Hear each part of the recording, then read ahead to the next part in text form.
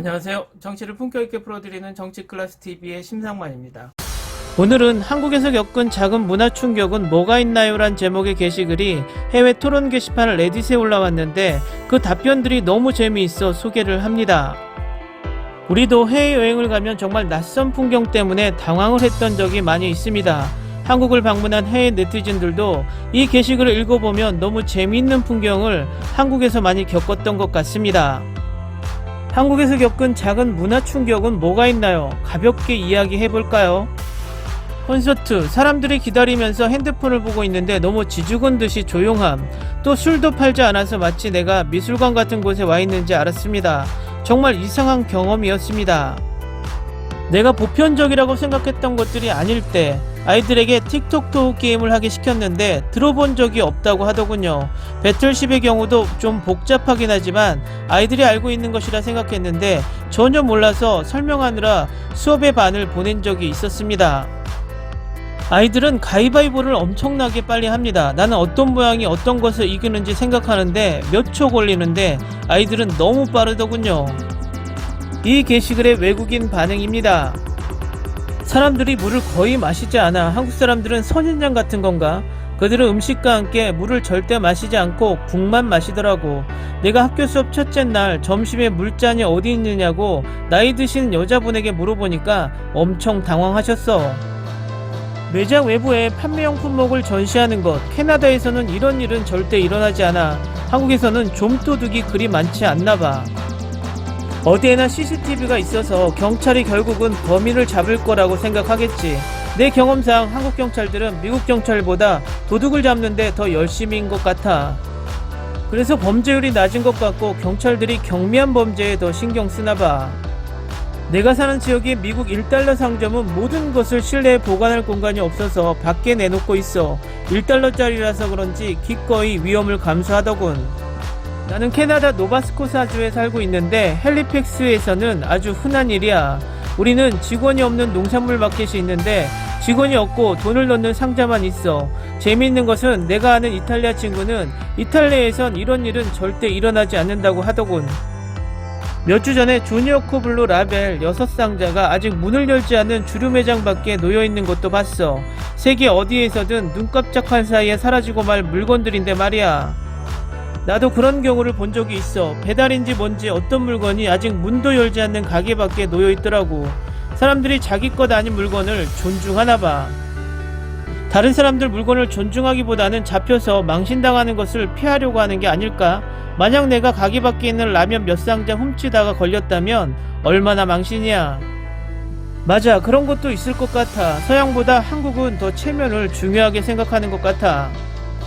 나는 지난번에 지하철 좌석에 지갑을 놔두고 간 사람을 본 적도 있어. 40분 동안 아무도 눈길도 주지 않더라고. 나도 한국 처음 왔을 때 지갑을 버스에서 잃어버렸었어. 누군가가 버스기사에게 전해줘서 다음날 찾을 수 있었는데 10만원이 그대로 들어있었어.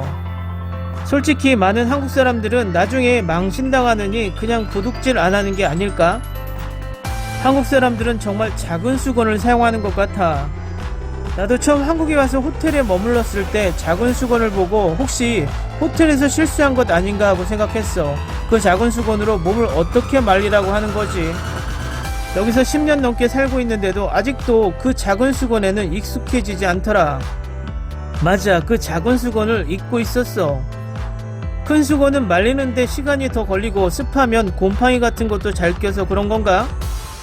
왜 큰 수건이 말리는데 시간이 더 걸려? 두꺼운 게 아니라 그냥 더 넓은 것 뿐인데.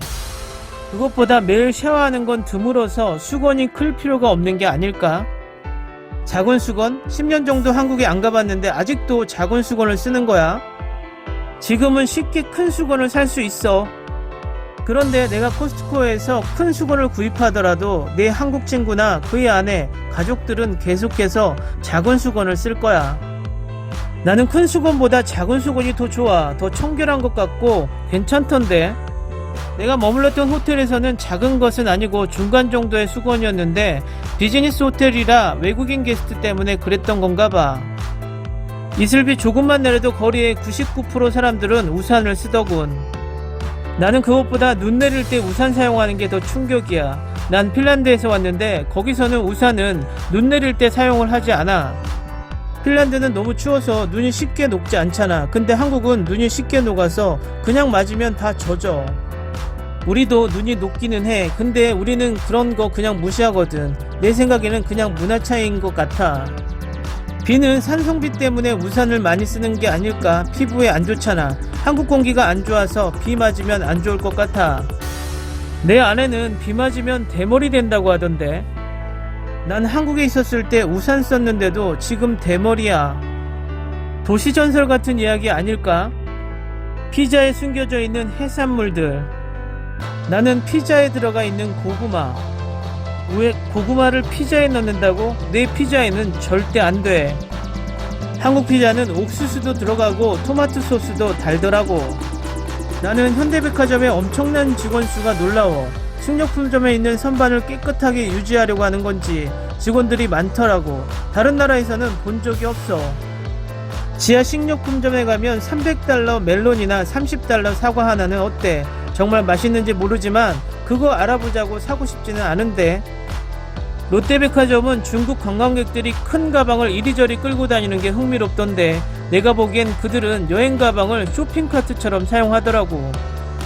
미국에서 식료품점에서 일한 적이 있는데 확실히 한국인들은 쓸데없는 직원이 많아. 그렇게 되면 시간당 임금을 낮추고 사업이익도 감소할 것 같은데 한국인들은 그런 게 익숙한가 봐. 고객들도 필요할 때만 도움을 청하면 되는데 직원들이 많으면 계속 도와주려고 하니까 짜증날 수도 있어. 내가 한국에 왔을 때 가장 놀라웠던 것은 여러 채널에서 스타크래프트를 봤던 거야. 그리고 편의점 앞에 피크닉 테이블을 사용할 수도 있는 것도. 부모님들은 앞좌석에서 안전벨트를 하고 있는데 뒷좌석 아이들은 하지 않는 것도. 누가 내 얼굴과 팔에 있는 주근깨를 제거할 계획이 있냐고 물어봤을 때 그때 주근깨가 안 좋은 거라는 것을 알게 되었어. 또 디저트로 방울토마토를 먹는 게 내게는 이상하더라고. 나는 생일날 생크림 케이크에 포도, 블루베리, 딸기, 키위, 파인애플이 들어간 것을 보고 뭐 이런 경우가 다 있지. 나는 물이야. 시댁에 가면 물 때문에 죽겠어. 왜냐하면 수돗물은 먹지 말라고 하면서 다른 물도 많지 않더라고. 그리고 밥 먹을 때 물도 내놓지 않고 정수기도 없어. 추석 때는 못 참고 그냥 수돗물을 마셨어. 내가 교환학생일 때 어떤 외국인들은 점심 먹을 때 항상 물 있는 곳부터 찾아서 물을 떠오더라고. 한국인들은 그냥 점심 먹고 나갈 때 물을 먹더라. 나도 물을 엄청 먹는데 한국인들은 낙타처럼 물을 저장하는 능력이 있는 게 아닐까? 아마 계속 아이스 아메리카노를 많이 먹어서 그런 것 아니야? 한국 사람들은 밝은 색상이나 무늬가 있는 옷을 잘 입지 않는 것 같아. 나는 꽃과 물방울 무늬나 빨간색처럼 밝은 색깔을 좋아하는데 밖에 나가면 나만 그런 옷을 입더라고. 새벽 1시에 집에 들어올 때 보면 고등학생들이 학원에서 공부하고 집에 가는 것을 볼 때가 있는데 정말 특이해. 물인데 내 생각에 한국 음식은 국 같은 물이 많이 들어간 음식을 많이 먹어서 그런지 식사 도중에 물을 많이 마시지 않는 것 같아. 댓글 반응 잘 보셨나요? 우리가 이해하는 부분도 있고 그렇지 않은 부분도 많이 있는 것 같습니다.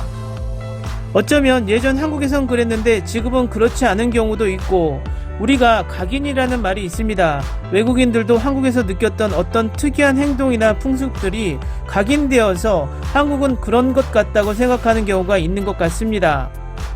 어쨌든 외국인들의 댓글이 왠지 귀엽기도 하고 한국인들도 외국에 나가면 다들 이런 경험이 많이 있고 저 또한 옛 경험을 상기하며 많이 웃었습니다. 여러분도 재미있게 보셨나요? 오늘은 여기까지 하겠습니다. 오늘도 생활 속 거리두기 꼭 실천합시다. 당신의 구독과 좋아요는 저에게 큰 힘이 됩니다. 항상 시청해주셔서 고맙습니다.